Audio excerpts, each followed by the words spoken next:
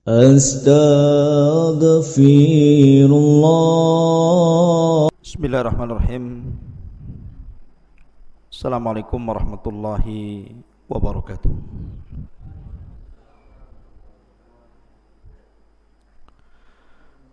Alhamdulillah wassalatu wassalamu ala Rasulillah wa ala alihi wa sahbihi wa mawalah wa la hawla wa la quwata illa billahi wa ba'du.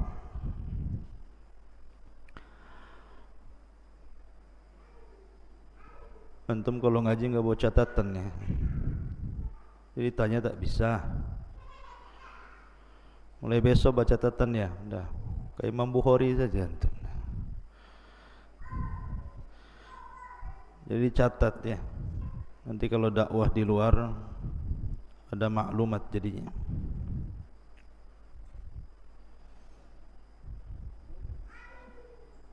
Taib. Alhamdulillah wassalatu wassalamu ala Rasulillah wa ala alihi wa sahbihi wa mawalah wa la hawla wa la quwata illa billahi wa ba'du. Alhamdulillah di malam hari ini kita bisa duduk kembali untuk talabul ilmi. Salawat dan salam kita haturkan kepada Rasul kita yang mulia alaihi salatu wassalam. Dan malam ini kita akan membahas tentang qasasul Quran, kisah-kisah Al-Quran, di mana kita akan membahas malam ini cerita tentang kaum Saba. Bicara tentang kaum Saba artinya kita bicara tentang keajaiban dunia.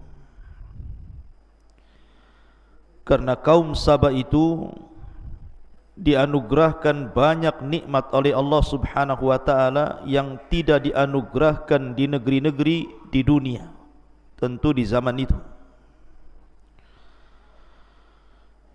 Makanya kemudian Allah Subhanahu wa taala abadikan kisah ini di dalam Al-Qur'anul Karim sampai Allah memberi nama satu surat dalam Al-Quran yang disebut dengan surah Saba. Saking pentingnya kisah ini. Dan kisah ini diceritakan oleh Allah Subhanahu wa taala dalam surah Saba itu sendiri, mulai daripada ayat 15 sampai ayat 19. Bagaimana kisahnya? Nanti saya bacakan ayatnya kemudian kita jelaskan. Namun sebelumnya kita akan berkenalan dulu siapa Saba itu. Sampai negerinya disebut negeri Saba. Dahulu di Yaman, tepatnya di Son'a, ada seorang raja namanya Amir. Ada yang mengatakan namanya Abdus Syamsi. Lah Abdus Syamsi ini ataupun Amir nama lain daripada Saba. Dialah yang menguasai Son'a dari kabilah Qahtan. Kemudian setelah berdirinya sebuah bendungan, mungkin bahasa kitanya irigasi, di daerah Ma'rib, tempat saya belajar di sana. Maka mulailah kemudian Ma'rib dijadikan ibu kota kala itu oleh Raja Saba yang namanya Abdus Syamsi ataupun Amir ini. Makanya Ma'rib dikenal sampai hari ini dengan bendungannya itu. Bahkan sewaktu saya belajar di satu tempat namanya Bene Dobian, di belakang markas itu kayak kita di sini pesantren di sini, di belakangnya itu pas ada sungai, namanya Sail Arim namanya, yang nanti disebutkan dalam Al-Quran. Jadi kalau seandainya sad Ma'rib itu, artinya bendungan Ma'rib itu dibuka, kemudian airnya melimpah, itu seperti banjir besar itu. Jadi jalan raya jadi sungai. Nanti kalau ditutup lagi bendungan itu, kemudian airnya surut, maka membuat genangan-genangan di tempat-tempat yang agak rendah. Nanti di situ banyak ikan di situ. Dan hampir 1 tahun saya makan ikan di situ. Ikan mujair itu bukan kecil, 2 telapak tangan segini ikannya itu. Kemudian ada juga ikan semacam gabus gitu ya, tapi bukan gabus kecil. Panjangnya gabus itu sebesar kaki antum itu, 1 meter.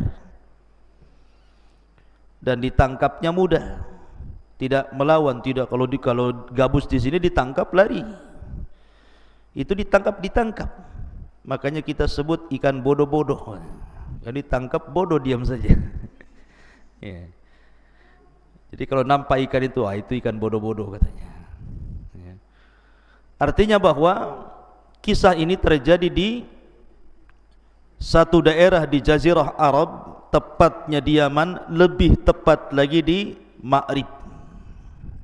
Kisah ini terjadi di Ma'rib karena ada puing-puing bekas kerajaan Ratu Balqis itu masih ada. Dijadikan monumen di situ, banyak wisatawan yang datang melihat bekas reruntuhan dari kerajaan Sabah Ratu Balqis di situ. Walaupun memang ada terjadi perselisihan tentang masalah letak di mana Sabah itu sebenarnya,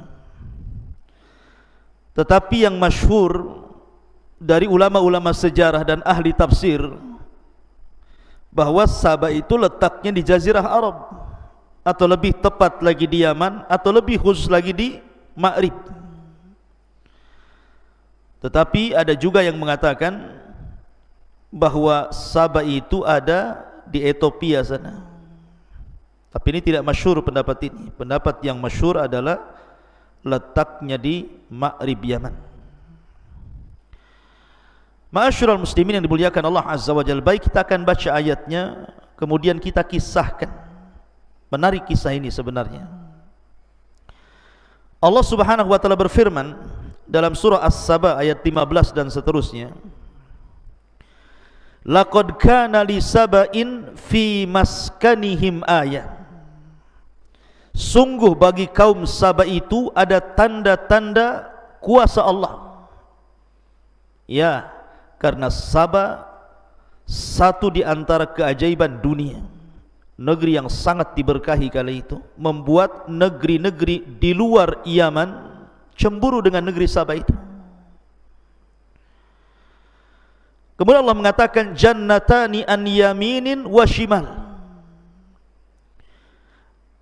Di tempat kediaman mereka ada 2 buah kebun di sebelah kiri dan juga sebelah kanan. Kemudian Allah mengatakan kulu mir rizqi rabbikum washkurulah baldatun thayyibatun wa rabbun ghafur. Makanlah olehmu rizki yang dianugerahkan Rabbmu dan bersyukurlah. Adalah negeri yang baik dan memiliki Rabb yang Maha Pengampun. Fa'aradu, mereka pun berpaling. Fa'arsalna alaihim sailal arim. Setelah mereka berpaling, maka Allah Subhanahu wa taala datangkan banjir yang sangat besar meluluhlantakkan negeri Sabah. Wa baddalnahum bi jannataihim jannataini dzawatai uqulin khamtin wa athlin wa syai'in min sidrin qalil. Kemudian kebun yang tadinya indah, rindang dan begitu seterusnya, kami ganti kedua kebun itu dengan kedua kebun yang ditumbuhi pohon-pohon yang pahit dari pohon asal, kemudian juga pohon sidr. Jadi di situ ada pohon pahit namanya khamtin, kemudian pohon asal, kemudian pohon sidr. Nanti kita jelaskan 3 pohon ini. Kemudian Allah mengatakan dzalika jazainahum bima kafaru wa hal nujazi illal kafur. Allah mengatakan demikianlah kami berikan balasan kepada mereka karena kekafiran mereka, dan kami tidak menjatuhkan azab melainkan hanya kepada orang-orang kafir. Ikhwatu fiddin muliakan Allah Subhanahu wa taala. Kita akan ceritakan sebab nuzulnya dulu ya. Jadi sebab nuzul ayat ini, asbab nuzul ayat ini, Nabi SAW menceritakan tentang kisah kaum Saba ini kepada orang-orang Quraisy. Kenapa Nabi SAW menceritakan kisah ini kepada orang-orang Quraisy? Karena Allah Subhanahu wa taala sudah banyak memberikan nikmat kepada orang-orang Quraisy itu. Pertama, Quraisy itu memiliki Baitullah Al-Haram. Di situ ada Ka'bah yang dimuliakan sejak zaman Ibrahim. Kemudian yang kedua, Allah amankan negerinya. Karena setelah peristiwa Abrahatul Asram yang menyerang Ka'bah kemudian diazab oleh burung ababil, maka kabar tentang azabnya Abraha ini kemana-mana. Sehingga kalau ada orang-orang Mekah keluar, baik ke Yaman ataupun ke Syam, dalam perjalanan mereka aman. Tidak berani ada orang ganggu, takut diserang burung ababil. Kemudian juga mereka diberikan rizki yang melimpah. Makanya Allah Subhanahu wa taala abadikan nikmat orang-orang Quraisy ini dengan firman-Nya, li ila fi Quraisyin ila fihim rihlatash syita'i was-saib falyabudu rabb hadzal bait alladzi at'amahum min ju'i wa amanahum min khauf. At'amahum min ju', mereka aman dari kelaparan seperti kaum Sabah, dan mereka diberikan keamanan dari rasa takut seperti kaum Sabah. Artinya Nabi SAW seolah-olah ingin mengatakan, kalau nikmat Allah yang Allah anugerahkan kepada kalian tidak ingin hilang kepada kalian, bersyukurlah kalian. Dengan cara apa? Falyabudu rabb hadzal bait, sembah Rabb pemilik Ka'bah ini. Maka Nabi SAW mengingatkan tentang kaum Saba ini agar orang-orang Quraisy itu jangan kufur nikmat. Lalu seperti apa nikmat yang Allah anugerahkan kepada kaum Saba itu, sampai Allah abadikan ceritanya dalam Al-Quran.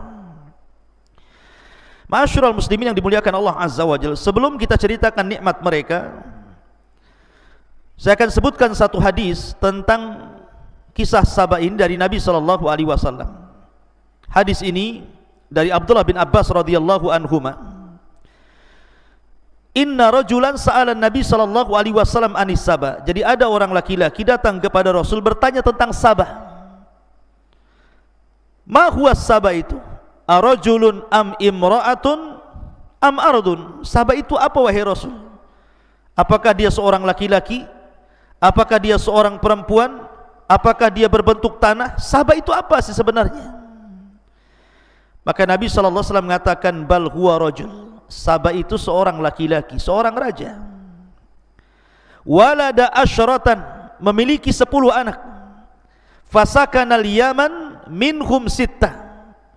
Dari 10 anak Saba itu 6 orang tinggal di Yaman. Kemudian wabisyami minhum arbah, adapun yang 4 tinggal di Syam. Siapa anak-anak Saba yang tinggal di Yaman itu? Pertama Madhaj, yang kedua Kandah, yang ketiga Al-Azdu, yang keempat Asy'ariyun. Nah, makanya nanti ada kabilah Asy'ariyun di antara sahabat Nabi SAW. Coba dibenerin ini. Kalau suaranya bagus ya, nggak apa-apa kalau suaranya bagus. Cuman gambarnya saja kan nggak ada. Taib, tak apa-apa. Jadi, atau coba kabelnya dicopkan itu, mungkin kurang masuk gitu. Coba kabelnya.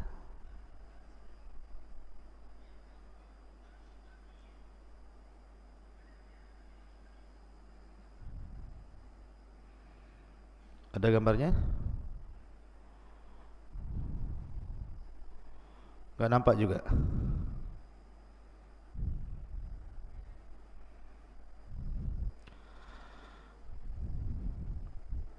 Taib, tak apa-apa lah kalau nggak ada gambar, yang penting suaranya ada. Kita ulangi bahwa orang-orang Sabaiyah ini, orang-orang yang dari keturunan Saba yang 6 yang tinggal di Yaman, namanya Madhaj, kemudian Kandah, kemudian Al-Azdu, kemudian Ash'ariyun, kemudian Anmar, dan yang terakhir Khimyar. Nanti semua jadi kabilah nih. Makanya di antara sahabat itu ada namanya Abu Musa Al-Ash'ari, karena salah satu putra Sabah itu namanya Ash'ariyun, tinggal di Yaman, nanti jadi kabilah. Kemudian Himyar, makanya ada kabilah namanya Al-Himyari. Ketika kita bicara tentang siapa? Orang Yahudi yang pura-pura masuk Islam di zaman Utsman, namanya siapa? Abdullah Ibnu Saba As-San'ani Al-Himyari. Nanti jadi kabilah-kabilah itu.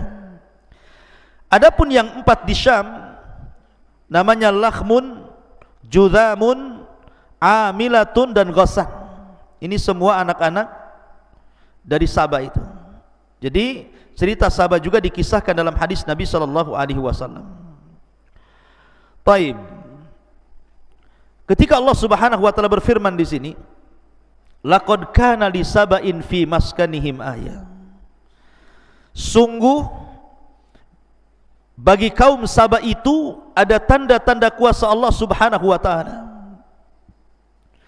Jannatani an yaminin wa shimal, kulu min rizqi rabbikum washkurulah, baldatun thayyibatun wa rabbun ghafur. Di mana negeri Saba itu diapit dengan 2 kebun, dari sebelah kanan dan sebelah kiri, dan kebun itu penuh dengan buah-buahan, penuh dengan makanan, kemudian air yang mengalir yang tanpa mereka harus bercapek-capek menyiramnya. Kemudian Allah mengatakan, makanlah dari rizki Rabb kalian, bersyukurlah, karena negeri Saba adalah baldatun thayyibatun, negeri yang sangat baik, wa rabbun ghafur, dan Rabb yang maha pengampun. Ikhwan yang dimuliakan Allah Azza wa Jalla, jadi ada yang mengatakan peristiwa kaum Saba ini terjadi sebelum Nabi Sulaiman datang dan mendakwahi Ratu Balqis. Ada juga yang mengatakan peristiwanya setelahnya. Wallahu alam, karena Al-Quran itu ada ihtimal, ada kemungkinan-kemungkinan. Tapi yang jelas bahwa gambaran negeri Saba ini, ikhwan, digambarkan oleh para ulama apa saja nikmat yang Allah anugerahkan kepada mereka. Pertama, ja'alallahu hawa'an naqiyah. Allah jadikan negeri Saba itu memiliki hawa yang sangat bersih, udara yang tidak pernah tercemar. Bahkan udara itu bisa membunuh kuman-kuman. Jadi kalau ada orang datang dari negeri orang masuk ke negeri Saba, pamannya kepalanya banyak kutunya gitu ya, maka masuk ke negeri Saba itu mati itu kutu-kutunya itu, nggak perlu disampo lagi. Kalau ke Jabal Uhud terbalik ya, dari rumah tak ada kutu, masuk Jabal Uhud banyak kutu pula. Itu antum tidur sama bantal orang yang ada kutunya, merayap dia masuk ke rambut antum pula. Jadi negeri Saba itu diberikan hawa yang sangat bersih, dan itu digambarkan oleh Al-Imam Ibnu Jauzi rahimahullahu taala di dalam kitabnya Zadul Masir. Apa kata beliau? Wa yamurrul gharib bibaldatihim wa fi thiyabihil kummal fayamutul kummal litibi hawaiha, katanya. Lihat kata Ibnu Jauzi, kalau ada orang asing masuk ke negeri Saba itu, kemudian di bajunya itu mungkin ada semacam kutu. Antum tahu kan kutu yang di baju itu? Kalau antum zaman dulu lah, kalau sekarang mungkin tidak ada ya. Biasanya ada di kasur-kasur itu. Kalau orang Jawa Barat bilangnya tumbila namanya. Tahu yang di kasur-kasur yang suka gigit ngambil darah itu. Makanya orang dulu biasanya kalau kasur itu dikeluarkan, dijemur tuh. Kadang-kadang disemprot baygon gitu. Tapi sekarang sudah nggak ada lagi, sudah punah gitu ya. Dengan berzamannya panjangnya zaman, beralihnya zaman, hilang pula tuh tumbila tuh. Jadi kalau seandainya seseorang itu pakai baju kemudian ada kutunya gitu ya, masuk ke negeri Sabah, mati tuh kutu itu. Kenapa?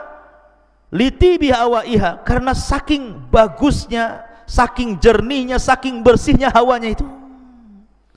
Ini satu kenikmatan yang Allah berikan. Yang kedua, barakallahu fi amwalihim wa ma'ashihim. Allah berkahi hartanya. Orang-orang Sabah itu tidak ada miskin, semua kaya, nggak ada cerita kelaparan itu, semua kaya. Makanya kenapa negeri Sabah itu luar biasa, tidak ada kejahatan, karena tidak ada pencurian, tidak ada perampokan. Mau ngerampok apa, semua kaya, karena sebab merampok itu gara-gara kemiskinan kan itu ya. Semua kaya. Allah berkahi betul kehidupan mereka dan harta mereka. Semakin hari semakin kaya, semakin kaya. Kemudian yang ketiga, lam yara ahlus Sabah la fi buyutihim wala fi jannatihim hasyarat. Orang-orang Sabah itu, mereka tidak pernah melihat di rumah-rumah mereka atau di kebun-kebun mereka hasyarat. Hasyarat itu apa? Hasyarat itu binatang-binatang kecil, binatang-binatang yang merayap, mungkin semacam kecoa, cacing, kalajengking, apalagi, pokoknya enggak ada, semut itu enggak ada.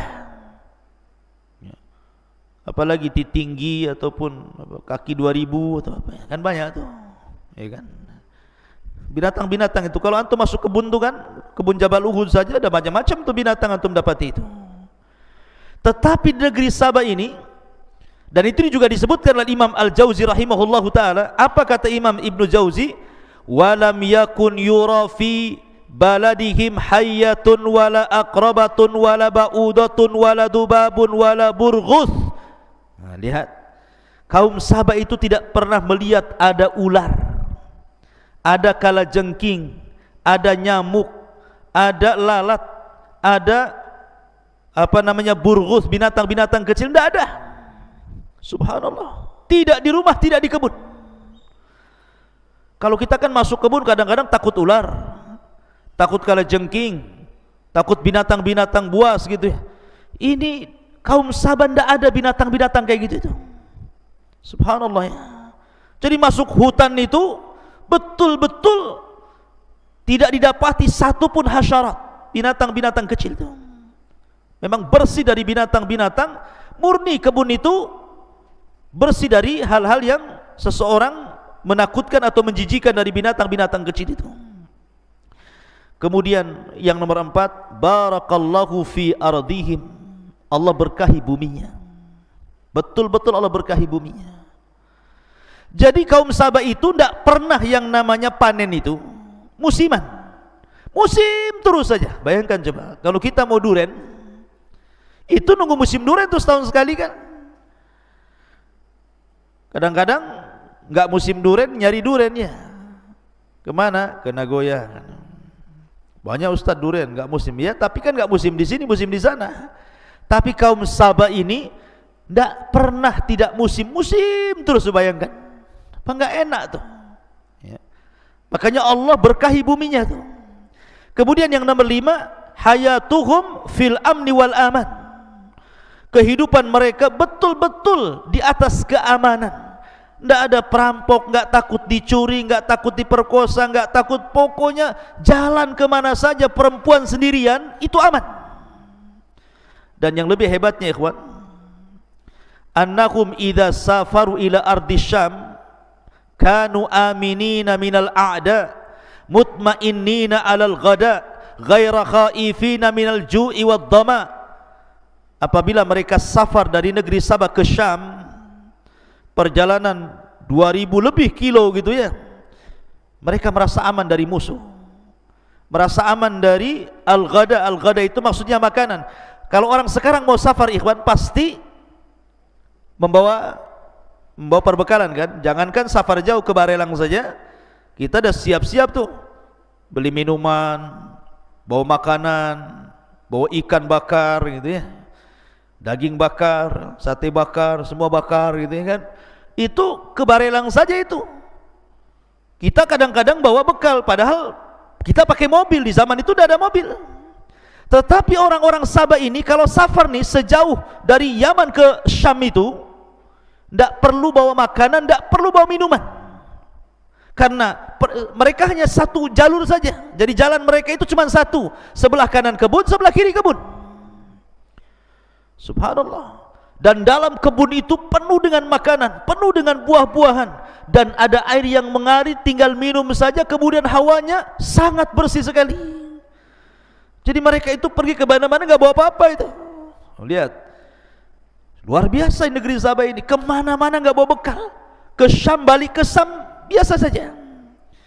Bahkan yang lebih ajaib lagi, kata Imam Qatadah rahimahullahu taala, kanatil mar'atu tamurru bil miqtal ala ra'siha fatamtali'u minas thimari mimma yatasaqatu fihi min nadjihi wa kasratihi.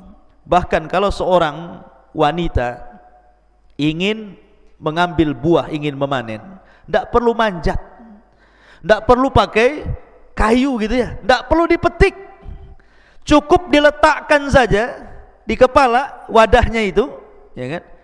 Kemudian berjalan tuh masuk kebun, keluar kebun sudah penuh tuh isinya tuh. Lihat, ya. Anda coba, ini mukjizat ini keanehan luar biasa kan? Kita ini mau cari mangga saja, mau metik mangga itu di pohonnya, harus perang lagi dulu dengan semut rangrang itu, dengan semut merah itu. Kadang-kadang zaman dulu itu bawa abu tuh biasanya. Kalau saya dulu di desa-desa itu kalau mau manen mangga itu bawa abu bakar tuh, ditebar itu di di batang-batangnya, ngelawan semut rangrang itu supaya jangan digigit. Tetapi karena banyaknya semut, ya percuma juga, ada juga yang gigit kan gitu ya. Kadang-kadang nggak tahan, terjun payung dia dari atas. Jadi kita ini mau ngambil buah-buahan saja, musuhnya banyak di pohon itu. Ini kaum Sabah kalau mau metik buah cukup diletakkan embernya di atas kepala, jalan saja ke kebun, keluar ada penuh tuh. Subhanallah. Kata Imam Qatadah rahimah, saking suburnya. Begitulah keajaiban negeri Sabah. Coba, wajar kalau negeri-negeri di luar Sabah cemburu dengan negeri itu, makanya Allah istilahkan dengan kalimat jannah, sorga. Jannatan, dua sorga, dua kebun. Saking indahnya, ya. Ma'asyiral muslimin yang dimuliakan Allah Azza wa Jalla, ini nikmat yang luar biasa. Akan tetapi kaum Sabah ini, mereka tidak bersyukur kepada Allah Subhanahu wa taala. Ketika Allah Subhanahu wa taala anugerahkan nikmat itu karena mereka mentauhidkan Allah, tetapi lambat laun tauhid mereka luntur. Lambat laun akhirnya mereka al-ghaflatu an syukrillah ala ni'amihi. Jadi mereka itu lalai akan mensyukuri nikmat Allah Subhanahu wa taala. Jadi saking enaknya sudah hidup enak gitu ya, nyaman, enak, tentram, lupa dia sama Allah Azza wa Jalla. Makanya Allah mengatakan apa? Kalla innal insana la yatgha an ra'ahu istaghna. Terkadang manusia mudah melampau ketika Allah bentangkan kekayaan kepadanya. Makanya Rasul dalam khutbah terakhir sebelum wafatnya, apa kata Rasul? Mal faqra ahsya alaikum. Bukanlah ketakutan yang bukanlah kefakiran yang aku takutkan kepada kalian. Walakin ahsya an tubsatad dunya kama busitat ala man kana qablakum fatanafasuha kama tanafasal ladina min qablikum fatuhlikakum kama ahlakathum. Tetapi yang aku takutkan, kata Rasul, kalau dibentangkan dunia kepada kalian, kalian berlomba-lomba mengejar dunia meninggalkan akhirat, kemudian Allah hancurkan kalian sebagaimana umat dulu Allah hancurkan karena itu. Jadi sebab pertama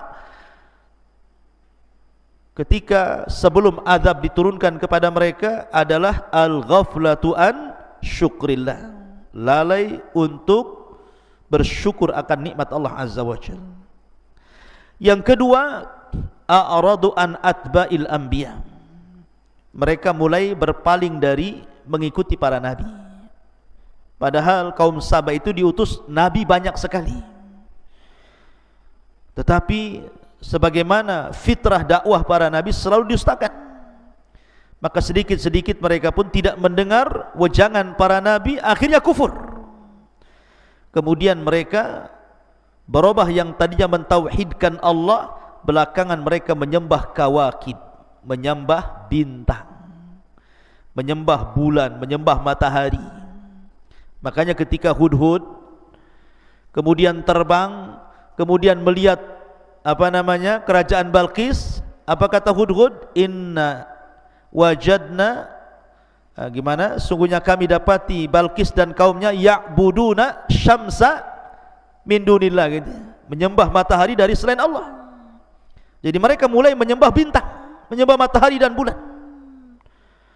Kemudian juga mulailah mereka jauh dari ketaatan kepada Allah Azza wa Jal. Kemudian yang paling parah, mulai sombong mereka. Sombong. Padahal Allah Subhanahu wa Ta'ala sudah berikan nikmat kepada mereka. Mereka sombong. Sebab itulah Allah Subhanahu wa Ta'ala azab mereka. Bagaimana azabnya? Allah katakan fa'aradu. Mereka pun berpaling. Setelah mereka berpaling, fa'arsalna alaihim, kami utus kepada mereka sailal arim. Sail itu artinya banjir, arim itu artinya besar. Ada juga yang mengatakan arim di sini, ada beberapa penafsiran para ulama apa yang disebut dengan kalimat arim dalam Al-Quran. Pertama, ada yang mentafsirkan arim di sini artinya bendungan. Jadi banjir dari bendungan itu. Ada juga yang mengatakan arim itu air yang ditampung dalam bendungan. Ada juga yang mengatakan arim itu artinya air yang sangat besar. Ada juga yang mengatakan arim itu artinya nama lembah yang dibendung itu. Ada juga yang mengatakan bahwa arim itu artinya tikus yang sangat besar, sebesar kucing, dan menggerogoti bendungannya. Gini ikhwan, jadi sebelum negeri Sabah ini diberikan nikmat, air bagi mereka itu mahal. Terkadang mereka berperang gara-gara air, memperebutkan air itu gara-gara air itu. Maka kabilah-kabilah di Sabah itu mereka berperang untuk mendapatkan air. Akhirnya kemudian mereka datang kepada Ratu Balqis, menceritakan tentang kesusahan mereka dari air itu. Maka dalam riwayat, oleh Ratu Balqis inilah dibuatkan semacam bendungan di antara dua bukit besar. Jadi ada dua gunung, disitulah dibuat bendungan. Namanya bendungan dulu kan beda dengan bendungan sekarang. Bendungan sekarang kan pakai batu, pakai macam-macam gitu ya. Nggak mungkin digerogoti tikus. Kalau bendungan dulu itu kan pakai kayu gitu ya, dijajar-jajar gitu ya. Dan lembah yang dibendung itu lembah yang paling rendah. Sehingga kalau terjadi hujan, dari mana-mana tempat itu air ngalir jadi situ. Maka oleh Ratu Balqis dibuatkan bendungan antara dua gunung itu, kemudian dikeluarkan irigasi, dari situlah mengalir ke kebun-kebun. Lah sejak saat itulah Sabah menjadi kaya. Ketika mereka kaya kemudian kufur, dari sinilah kemudian Allah Subhanahu wa Ta'ala mengutus tentaranya berupa seekor tikus yang besarnya sebesar kucing. Itu pernah melihat tikus sebesar kucing? Namanya tikus got. Saya pernah lihat YouTube tahun berapa dulu ya, ketika masih ada YouTube awal-awal tuh. Ketika ada orang ketangkap di Jakarta, orang jual bakso pakai daging tikus. Saya lihat di berita itu, tikusnya gede-gede itu. Tikus got itu. Mungkin kalau ketemu kucing, kucing yang lari itu. Tikus got itu gede-gede itu. Tapi mungkin di sini lebih gede lagi. Tapi bagaimana Allah Subhanahu wa Ta'ala kuasa? Allah tidak mengutus harimau kan? Allah tidak mengutus buaya, apalagi buaya darat. Allah tidak mengutus binatang-binatang besar, gajah, tidak. Allah kalau mengutus itu yang ringan-ringan, seperti burung ababil, burung laut, burung hitam tuh. Kemudian juga ngutus tikus. Jadi tikus ini masuk ke bendungan itu, digerogoti itu, sikit. Lah orang-orang Sabah ini karena terlalaikan dengan nikmat Allah, karena sudah lama mereka kaya, mereka senang, mereka tenang, tidak pernah ngecek bendungan. Mereka tidak tahu kalau di balik bendungan itu ada tikus-tikus yang sedang menggerogoti itu. Mereka lalai dari itu, tidak pernah mengecek, tidak pernah menjaga. Sampai pada waktunya ketika satu kayu sudah jebol digigit tikus, digerogoti tikus, maka jebollah bendungan Ma'rib itu, kemudian melulantakkan seluruh kebun-kebun dan menghancurkan semua rumah-rumah. Sehingga Allah Subhanahu wa taala katakan di sini, fa arsalu alaihim sailal arimi wa baddalnahum bi jannataini dzawatai aqlin dawatai uqulin khamtin wa aslin wa syai'in min sidrin qalil.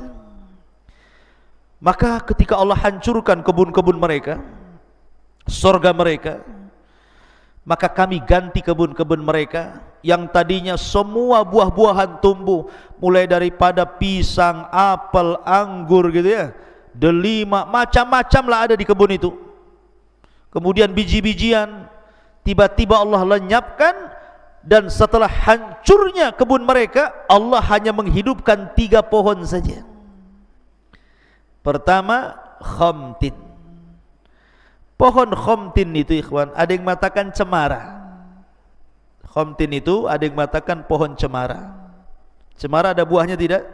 Tidak ada buahnya. Enggak ada buah cemara.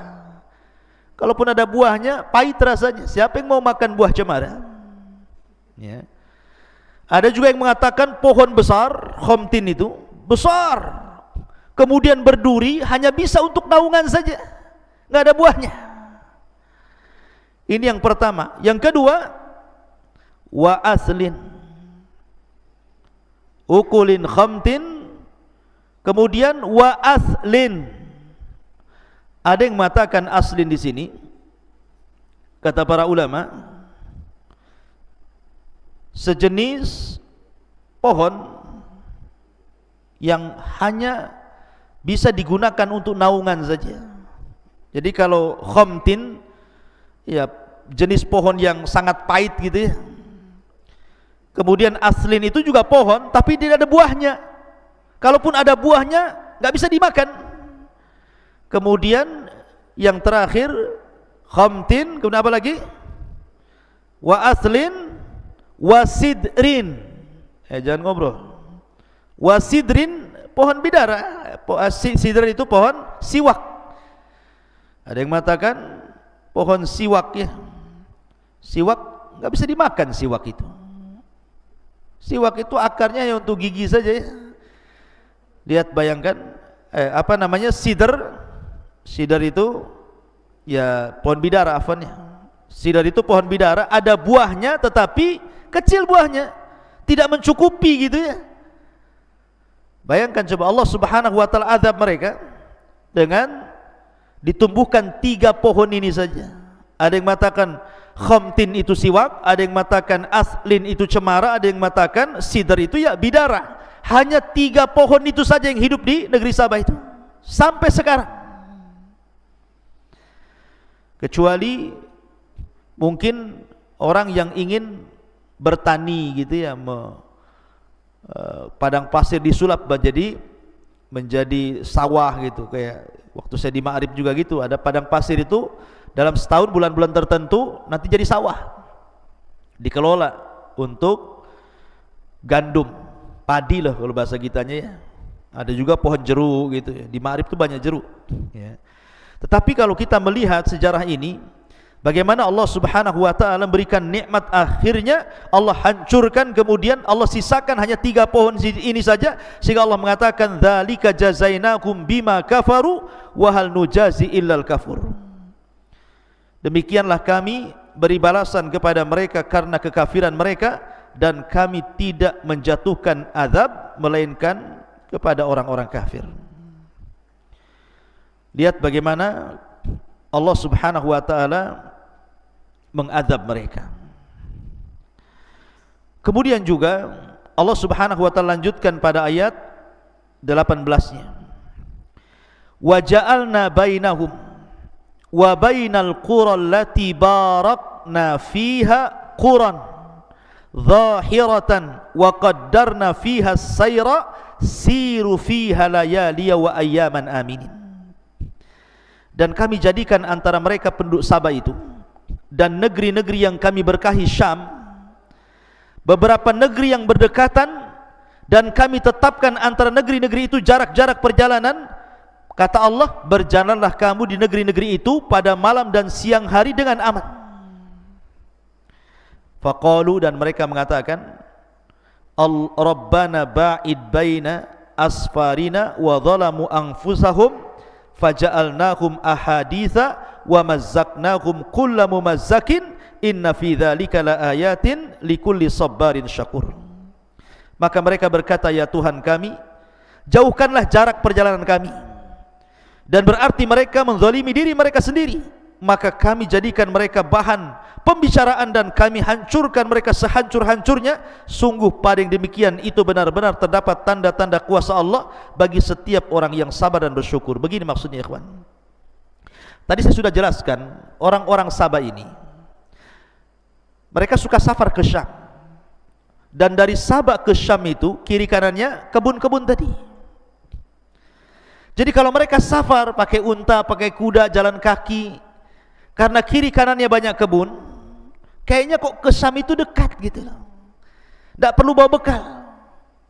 Jadi mereka menginginkan, kalau bisa ya Rabb, Syam itu dijauhkanlah dari kami, biar safar kami lebih jauh lagi, biar sekali-kali kami safar itu bawa perbekalan katanya. Nah, kurang ajar enggak tuh? Sudah dikasih nikmat, mau dijauhkan lagi Syam itu supaya jalannya jauh, sekali-kali kami jalan bawa bekal katanya. Persis seperti perkataan Bani Israel yang Allah Subhanahu wa taala berikan manna wa salwa. Manna dan salwa, manna itu semacam makanan daging burung, salwa itu semacam madu, minuman. Mereka ketika makan manna dan salwa itu kan tidak harus bekerja, sudah ada di situ. Mau makan pagi, mau makan siang, mau makan malam, sudah ada, karena manna wa salwa itu makan dari langit. Sudah diberikan makanan enak, mereka mengatakan kepada Musa, ya Musa, kami sudah bosan manna dan salwa ini. Kalau bisa carilah makanan yang ya bawang-bawang, sayur-sayur, mimbakliha wa kithaiha wa fumiha wa adasiha wa basoliha. Kalau bisa yang pakai bawang lah, bawang putih, bawang merah, biji-biji. Dikasih makan enak, mau makan yang enggak enak. Lah kaum Sabah ini sama gitu, dikasih perjalanan yang dekat gitu ya, dari Sabah ke Syam itu sudah enak, pergi kemana aman, mau siang mau malam. Bahkan seandainya ada seorang wanita 10 hari safar, tidak ada yang berani ganggu dia, saking amannya. Dan tidak perlu bawa bekal, pulang pergi, pokoknya nggak perlu bawa dompet. Tapi mereka mengatakan, ya Rabb, kami bosan, ya, kami maunya Syam itu kalau bisa dijauhkanlah dari kami, biar kami kalau pergi itu bawa bekal katanya. Nah, sebab itulah maka Allah Subhanahu wa taala hancurkan mereka, dan setelah kehancuran itu faja'alnahum ahadis, mereka pun dibicarakan orang satu dunia, bahkan dibicarakan Al-Qur'an sendiri. Wa mazzaqnahum kulla mumazzaq, kami cerai beraikan mereka. Akhirnya setelah tragedi banjir ini, orang-orang Sabah itu ada yang ke Persia, ada yang ke Jazirah Arab, ke Yathrib, ada yang ke Mekah, ada yang ke Ethiopia, ada yang kemana-mana mereka mencar. Salah satunya adalah Amr ibn Amir. Amr ibn Amir itu dari Sabah akhirnya hijrah ke Yathrib, yang kemudian belakangan menjadi kakek buyutnya dua kabilah, Khazraj dan Aus, yang belakangan setelah Rasul datang ke Madinah, dua kabilah itu disebut Ansar. Orang-orang Ansar, orang-orang Ansar dari keturunan Amr ibnu Amir. Lah Amr ibn Amir ini salah satunya adalah orang yang terkena korban azab pecahnya bendungan Ma'rib, kemudian melantakkan negeri Sabah, maka dia hijrah ke Yathrib. Kemudian beranak pinak, jadilah dua kabilah namanya Khazraj dan Aus. Belakangan Khazraj dan Aus itu jadi sahabat Nabi SAW dari kalangan Ansar. Makanya Allah mengatakan, inna fi dzalika laayatin likulli sabarin syakur. Pada yang demikian itu benar-benar terdapat tanda kekuasaan Allah bagi setiap yang bersabar dan juga bersyukur. Wallahu a'lam bishawab. Ini diantara kisah negeri Saba dalam Al-Quran.